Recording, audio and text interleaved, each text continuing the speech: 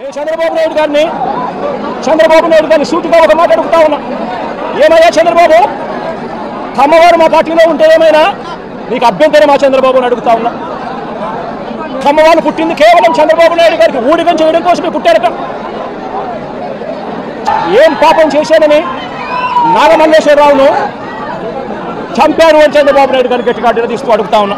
ఏం పాపం చేశారు అని చెప్పి తనను పొట్టను పెట్టుకున్నారు అని అడుగుతా ఉన్నా. ఇదే చంద్రబాబు నాయుడు గారిని ఏం పాపం చేశారు అని లక్ష్మీనారాయణను ఆత్మహత్య చేసుకునే విధంగా తనను ప్రేరేపించే ప్రయత్నం, బెదిరించి హింసించి ఆ స్థాయికి తనను తీసుకొచ్చే కార్యక్రమం ఎందుకు చేశారు చంద్రబాబు అని అడుగుతా ఉన్నా. ఏం పాపం చేశారని వల్లభనేని వంశీని, ఇదే కమ్మ సామాజిక వర్గానికి చెందిన ఎక్స్ఎమ్మెల్యే, మా పార్టీకి సంబంధించిన ఎక్స్ఎమ్మెల్యే, ఇన్ని రోజుల పాటు జైల్లో పెట్టారు.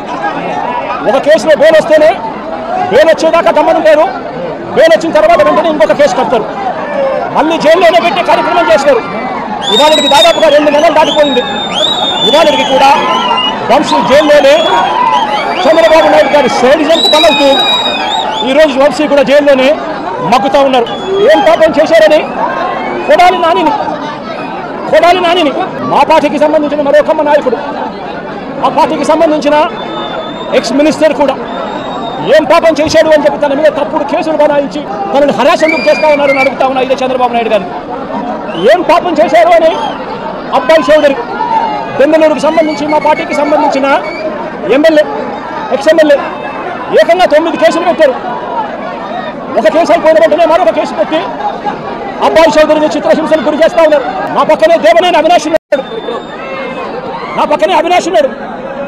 అవినాష్ ఏం పాపం చేశాడు అని చెప్పి అవినాష్ను కూడా కేవలం కమ్మ సామాజిక వర్గంలో పుట్టాడు, చంద్రబాబు నాయుడుని వ్యతిరేకిస్తున్నాడు, చంద్రబాబు నాయుడుకు ఊడిగం చేయడం ఇష్టం లేదు అన్నాడు అన్న ఒకే ఒక కారణంతో అవినాష్ను కూడా కేసుల మీద కేసులు పెట్టి రోజు హింసించే కార్యక్రమమే చేస్తూ ఉన్నాడు. కోర్టులకు పోయి బెయిల్ తెచ్చుకొని రోజు చంద్రబాబు నాయుడు గారితో యుద్ధం చేస్తూ ఉన్నాం. ఏం పాపం చేశారు అని నంబూరు శంకర్రావు, మా పార్టీకి సంబంధించిన ఎక్స్ఎమ్మెల్యే నంబూరు శంకర్రావు ఏం పాపం చేశారు అని చెప్పి ఆయన మీద కూడా తప్పుడు కేసులు బనాయిస్తా ఉన్నారని అడుగుతా ఉన్నా. ఏం పాపం చేశాడు అని చెప్పి బ్రహ్మనాయుడు, నంబూరు శంకర్రావు అన్న, బ్రహ్మనాయుడు అన్న ఇద్దరు ఎక్స్ఎమ్మెల్యేలు, ఒకరు బతుకూరుపాడు, ఒకరు వెలుకొండ, ఇద్దరు ఎక్స్ఎమ్మెల్యేలు ఏం పాపం చేశారు అని చెప్పి వీళ్ళని చిత్రహింసలకు లోను చేస్తూ తప్పుడు కేసులన్నీ కూడా బనాయించే కార్యక్రమం ఎందుకు చేస్తా ఉన్నారని అడుగుతా ఉన్నా. ఏం పాపం చేశారు అని చెప్పి ఇదే కమ్మ సామాజిక వర్గానికి సంబంధించిన మా పార్టీ సానుభూతి పరుడు తాను మాత్రమే పోచాని కృష్ణమురళి 1 రోజుల పాటు సినీ దర్శకుడు, ఆయన డైలాగులు రాస్తారు సినిమాలలో, ఆయన కేవలం మా సానుభూతి పరుడు మాత్రమే. అలాంటి ఆయన్ను 1 రోజులు జైల్లో పెట్టారు. శ్రీకాకుళం నుంచి కడప దాకా రకరకాల స్టేషన్లన్నీ కూడా ఒక స్టేషన్ అయిపోయిన తర్వాత మరో కేసు పెడతారు. 1 రోజుల పాటు 9 కేసులు పెట్టి పోచాని కృష్ణమురళిని 1 రోజుల పాటు వివిధ స్టేషన్ల చుట్టూ తిప్పుతూ తప్పుడు కేసులు పెట్టారు. ఏం పాపం చేశారని అడుగుతా ఉన్నా. ప్రముఖ సినీ నిర్మాత దగ్గుపాటి సురేష్, దగ్గుపాటి రామానాయుడు కొడుకు ఏం పాపం చేశాడు అని చెప్పి తనకు వైజాగ్లో తన ల్యాండ్ను క్యాన్సిల్ చేశారు అని చెప్పి ఇదే చంద్రబాబు నాయుడు గట్టిగా నిలదీస్తూ అడుగుతా ఉన్నా. ఏం పాపం చేశారు అని చెప్పి రాజ్కుమార్ను, తన భార్య కృష్ణవేణిని, మంగళగిరికి సంబంధించిన వాళ్ళు, రాజ్కుమార్ అనే వ్యక్తి కమ్మబ్బాయి, కృష్ణవేణి అనే వ్యక్తి కమ్మబ్బాయిని పెళ్లి చేసుకుంది. సోషల్ మీడియాలో చంద్రబాబు నాయుడు గారికి వ్యతిరేకంగా, జగన్కు అనుకూలంగా 4 మాటలు రాశారు. వాళ్ళు చేసిన పని అంతకన్నా ఇంకా ఏమీ లేదు. వాళ్ళని ఏకంగా వాళ్ళ మీద 11 కేసులు పెట్టి ఏకంగా 1 రోజుల పైగా వాళ్ళని జైళ్ళల్లో పెట్టి తిప్పారు. ఏకంగా ఆ పిల్లాడు ఫోటో చూస్తే సోషల్ మీడియాలో బాధ అనిపిస్తుంది.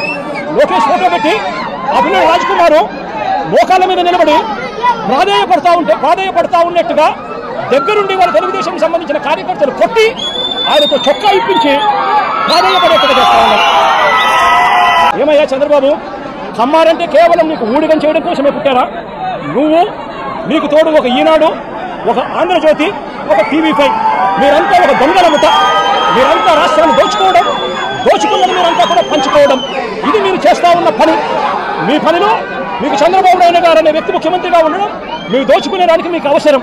కాబట్టి మీరు దోచుకునేదానికి చంద్రబాబు నాయుడు, మీరు కలిసి ఖచ్చితంగా దోచుకునేదానికోసం మీ అన్యాయాలను ఏ ఒక్కవారైనా ఏ ఒక్క సమ్మారైనా కూడా ఏలెక్కి చూపిస్తే చాలు అనగదొక్కడానికి ఏమాత్రం కూడా వెనకాడని నీ నైజం చూస్తూ ఉంటే అసలు నువ్వు మనిషివేనా చంద్రబాబు నాయుడు గారు అని చెప్పి చంద్రబాబు నాయుడు గారిని గట్టిగా నిలదీస్తూ ప్రశ్నిస్తా ఉన్నా.